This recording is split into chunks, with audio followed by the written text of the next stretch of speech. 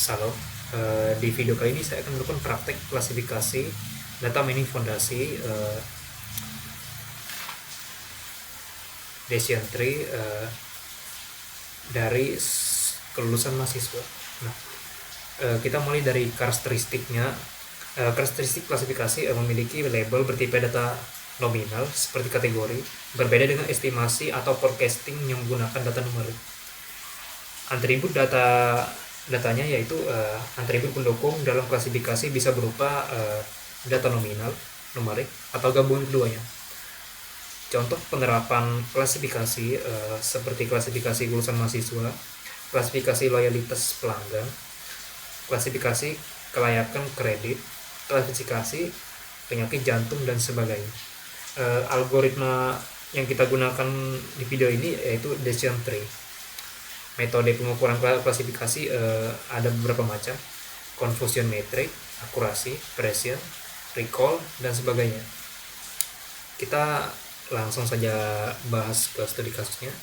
Nah, studi kasusnya, Alan adalah seorang kepala bagian akademik di Universitas X, Y, Z yang bertanggung jawab untuk meningkatkan rasio kelulusan tepat waktu mahasiswa. Dia khawatir bahwa banyak mahasiswa membutuhkan lebih dari 8 semester untuk menyelesaikan studi mereka, yang berdampak pada efisiensi operasional dan peringkat akreditasi universitas. Alan merasa bahwa memprediksi kelulusan mahasiswa sejak semester 4 dapat membantu mengidentifikasi mahasiswa yang berisiko terlambat lulus.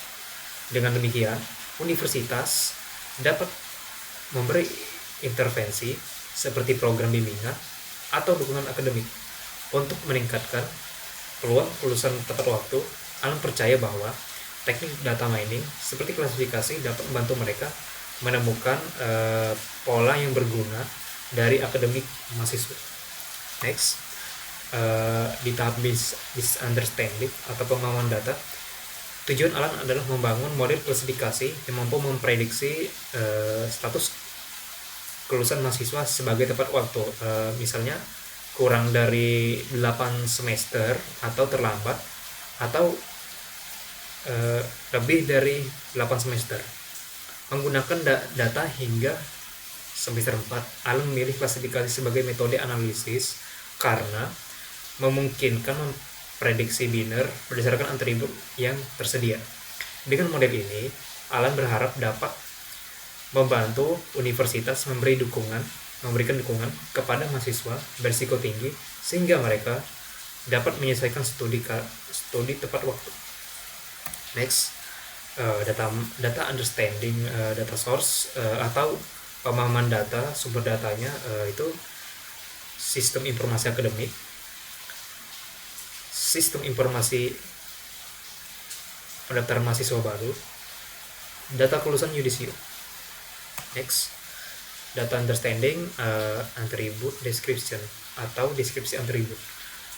Deskripsi di sini dari jenis kelamin sampai terus mahasiswa. Nah, mahasiswa ini status mahasiswanya ini yaitu apakah mahasiswanya itu tersebut hanya berfokus belajar, maksudnya profesinya, apa profesinya mahasiswa, atau sambil bekerja statusnya.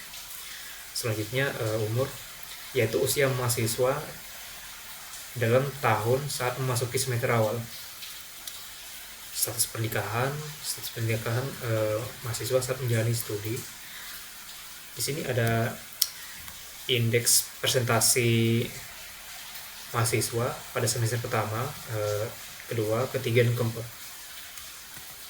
Nah, deskripsi labelnya kelulusan, yaitu kelulusan mahasiswa berdasarkan batas waktu studi yang ditentukan. Tipe datanya binominal, atau binominal itu tepat atau terlambat. Tepat, mahasiswa menyelesaikan studi dalam waktu kurang dari 8 semester. Terlambat, mahasiswa menyelesaikan studi lebih dari 8 semester.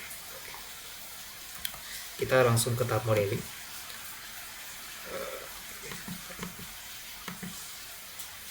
Kita mulai dari tahap modeling.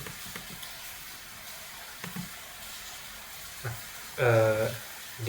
yang kita butuhkan di tahap modeling ini itu Excel. Datasetnya itu dataset training ya. Next, kita melakukan konfigurasi. Nama kita ubah change role ke ID. Oke. Nah, jenis kelaminnya ini kita ubah ke binominal.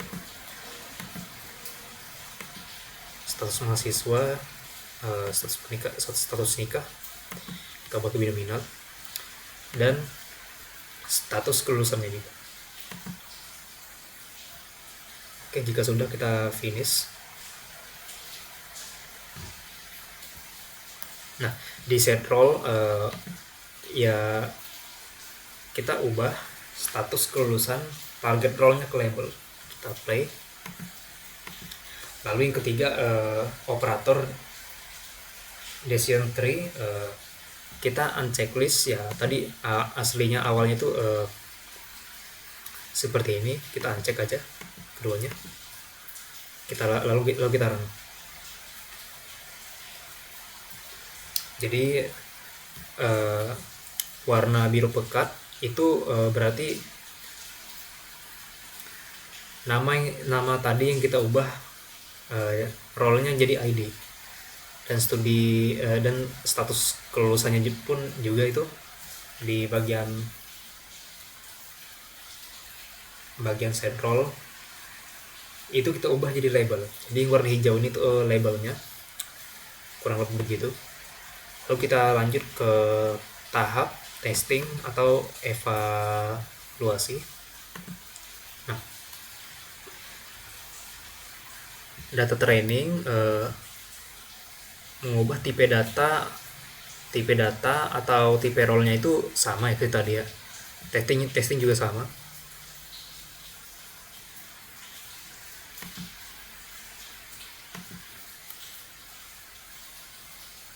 Testing kita ubah role-nya jadi ID,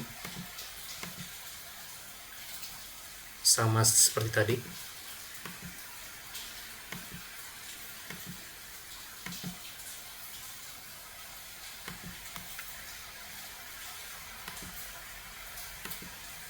Lalu kita finish. Oke. Untuk set role-nya sama, keduanya status kelulusan kita ubah ke label.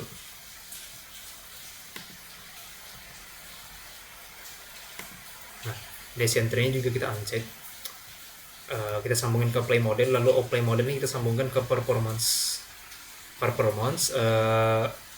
binominal classification. Lalu kita run. Nah, di sini ada true tepat, true terlambat, class present, class recall, prediksi tepat, prediksi terlambat, akurasinya ada di sini. Nah, untuk membaca akurasinya, di sini kita fokus ke true-nya. Nah, di sini true positif, di sini true negatif. Jadi kita jumlahkan saja dari jumlah 13 ke 12. 13 tambah 12 berarti 25. Nah, supaya kita bisa membandingkannya tuh, kita bandingkan satunya lagi dari semuanya ini. Misalnya 13 tambah 12 sama dengan 25, tambah 1 tambah 4 jadi 5. Jadi 25 tambah 5 jadinya sama dengan 30. Nah, kita bandingkan 25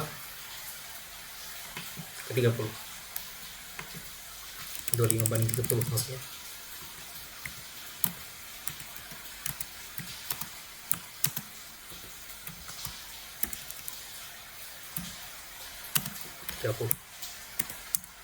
Hasilnya 0.8333. Berarti akurasinya sama ya, kurang lebih begitu. Di sini ada predik terlambat. Jadi tidak 100% itu akurat. Kita lanjut kelas pressure. Nah, itu cara menghitungnya kita berfokus pada true-nya, tapi juga false positifnya. Diprediksi tepat, tapi aslinya terlambat. Nah, di sini digunakan untuk mengetahui seberapa akurat model memperisi nilai true-nya itu. Caranya 13 tambah 1 sama dengan 14.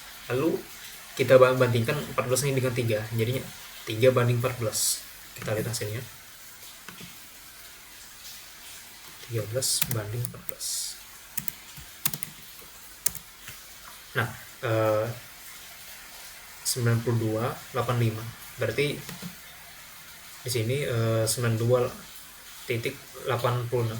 Berarti kurang lebih hampir sama ya kurang lebih.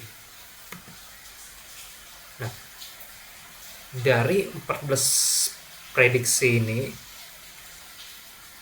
dari 14 prediksi benar, ada satu yang tidak tepat, false positif, sisanya 13 benar. Jadi menurut saya memungkinkan akurat. Itulah cara menghitung pressionnya. Lalu kalau recall, cara mengetahui seberapa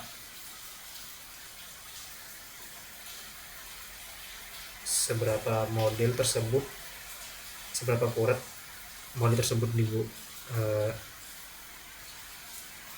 kita mengetahui seberapa model tersebut menemukan nilai true dari seluruh true dan ada falsenya. True benar-benar true. Kita jumlahkan dari 13 ke 14, jadi sama dengan 17. Nah, kita bandingkan 13 banding 7.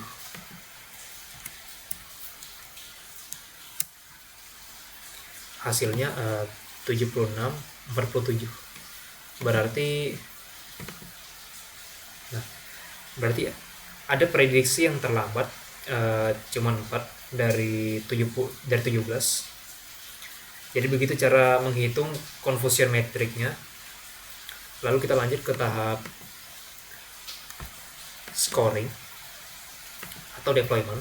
Nah, di tahap ini yang di atas kita butuhkan data training, di bawahnya data scoring. Nah, data scoring itu seperti ini. Data scoring itu berarti tidak ada labelnya berarti.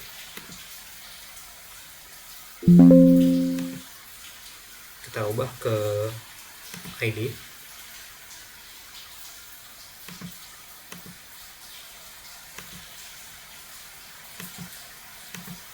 Ini juga kita ubah ke binominal.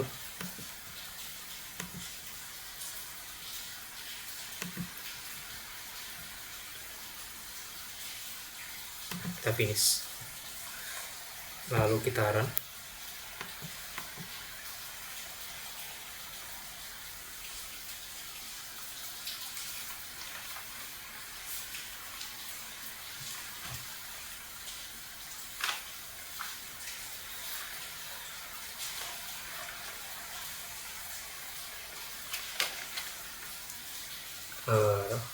Model yang diterapkan pada data mahasiswa baru yang telah menyelesaikan semester 4 untuk memprediksi masa kelulusan mereka di masa depan.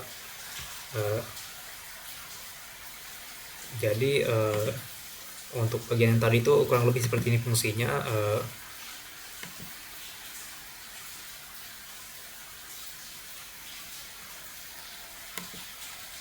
Lalu kita coba ke dysentery.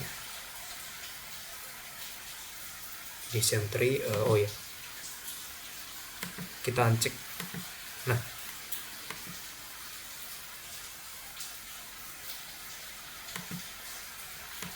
cek tuh.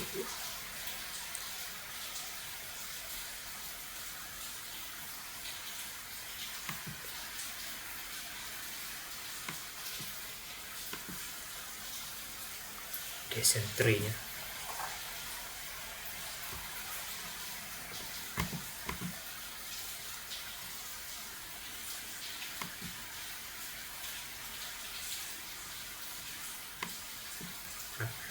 Di sini ada grafik desentrinya. Ada yang IPK semester, maksudnya IPS semester 2. Di sini ada yang 3,59.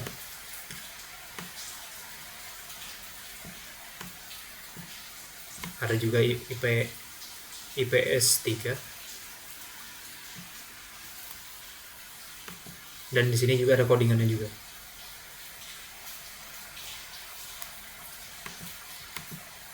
Ini grafiknya, ini di codingannya.